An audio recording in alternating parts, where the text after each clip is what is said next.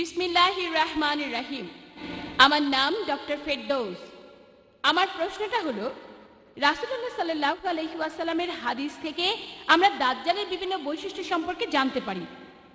এমন বেশ কিছু হাদিস আমাদের বলে যে দাজ্জাল পৃথিবীর সব বাড়িতেই যাবে।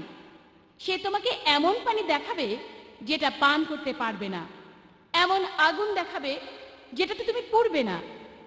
আমরা কি টেলিভিশনকে এমন একটা দাজ্জাল বলতে পারি না?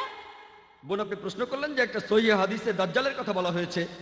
অনেক বিশেষজ্ঞ বলেন, আর আপনি এর কথা বললেন যে কিছু কিছু বিশেষজ্ঞ বলেন যে এই টেলিভিশন কানা আর দাজ্জাল এক চোখের দাজ্জাল। স্ক্রিনের হলো একটা চোখ, তাই টিভি হলো দাজ্জাল।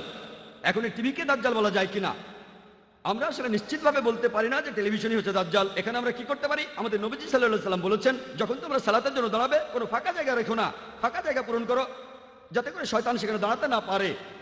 সহিহ বুখারী 1 নম্বর খণ্ড বুক অব আজানের 75 অধ্যায়ের 692 নম্বর হাদিস।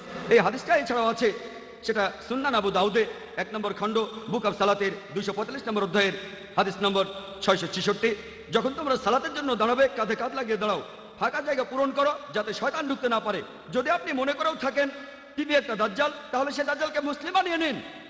এই মিডিয়ার চেহারা পাল্টে দিয়ে এটা দিয়ে ইসলাম প্রচার শুরু করে দিন।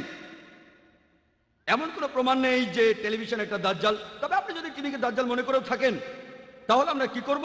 আমরা এই মিডিয়াকে ব্যবহার করব সত্য প্রচারের কাজে, যাতে করে আল্লাহ সুবহানাহু ওয়া তাআলার কাছে বলতে পারি যে আমরা ইসলাম প্রচারের জন্য যথাসাধ্য চেষ্টা করেছি, এই পৃথিবীতে ইসলামের বাণী ছড়ানোর চেষ্টা করেছি পুরো মানুষ জাতির জন্য। ওয়া আখিরু দাওয়ানা আলহামদুলিল্লাহি রাব্বিল আলামিন।